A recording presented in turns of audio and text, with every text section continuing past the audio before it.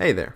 How you doing? Remnant 2 is the second entry into this fresh-faced line of games that started with Remnant from the Ashes, the 2019 Souls-like inspired gunslinging hell of a good time from Gunfire Games. The first Remnant game had us in the dusty sands of Rom, the stinking swamps of Corsus, the mysterious forests of Yesha, and many more. The true beauty of playing through the first Remnant was the fact that each location was procedurally generated, so much trust in its system that 99% of the time you would not have known had I not told you. Even more so, the game was completely co-op, meaning you and a buddy could dare the wastes together. And even more so, each player likely had entirely different bosses and special areas that were entirely unique to their playthrough, meaning to help your friend on their own world would mean that you had the chance to fight a boss you couldn't in your own and earn their special weapons. This was fantastic. Remnant from the Ashes is still fantastic, and you should play it. So, while all these things are likely present in Remnant 2, what else can we expect from this absolutely fucking exciting new entry? A massive part of what made the first Remnant so fantastic was not only its excellent combat, but its ridiculously intriguing world building. With its incredibly well-designed and developed worlds, strange structures you discover randomly as you traverse through the wastes, and just its general sprinklings of lore as you progress, once again borrowing from its Dark Souls roots. And from the little we have seen, it looks like Remnant 2 only plans to improve on those qualities. The worlds we are shown in its trailers are just as expressive and incredible as before, as well as looking different enough from its previous title to make me so excited to dig around in it. And so far, in terms of gameplay changes, we haven't heard of any portions getting heavily overhauled yet, except for one, which we'll talk about in a minute. In general, it's gunplay, co-op, procedurally generated worlds, all of that returns, just with more variety and scope from the sounds of it. A lot of the marketing does also seem to push that procedurally generated part, as I personally do think it was one of the more incredible bits of the first game, as I mentioned earlier. I'm not that shocked that they're pushing that aspect. One of the devs was even quoted by IGN as saying, "We don't want you and your friends experiencing the same thing twice," which, quite frankly, Remnant from the Ashes already pulled off quite well. So I'm hopeful Remnant 2 is going to blow us the fuck away. I still remember when I was not privy to that information while playing Remnant from the Ashes, and when I joined my friend's world, I was shocked to find us battling a draconic beast of wood, whereas in my world I'd fought a treant. I remember that shock and awe, and I witnessed this monstrosity toast me and my buddy alive. At this point, I'm basically just gushing about the first Remnant game, which I do strongly recommend, even with the new one coming up, and it would definitely give you a good idea of what to expect from the sequel. You could probably find it for pretty cheap on G2A, or Humble Bundle I think has it at the moment. So if you do want to play it, those are two good places to go look for it. But hey,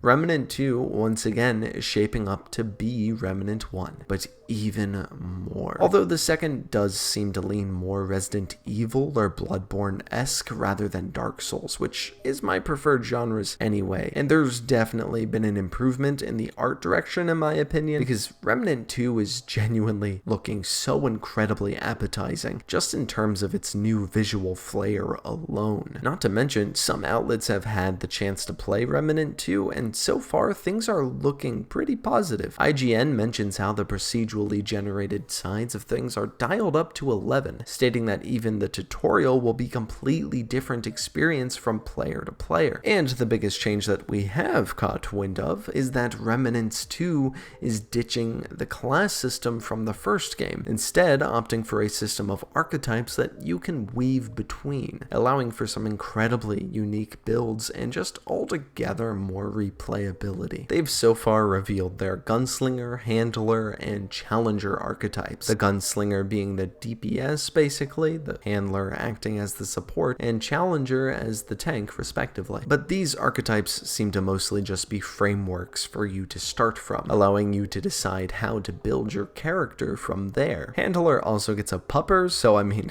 there's probably going to be a lot of handler players, let's be honest. And there are even more ways to customize your dragon heart and how it functions for for you specifically, which for those of you who didn't play the first, your Dragon Heart basically functions as your main form of healing, kind of like an Estus Flask. No, quite literally an Estus Flask, what am I saying? We haven't really heard what those changes will be like or how they will be implemented, but we just know that there's going to be some kooky stuff going on with the Dragon Hearts, so fingers crossed that it's cool.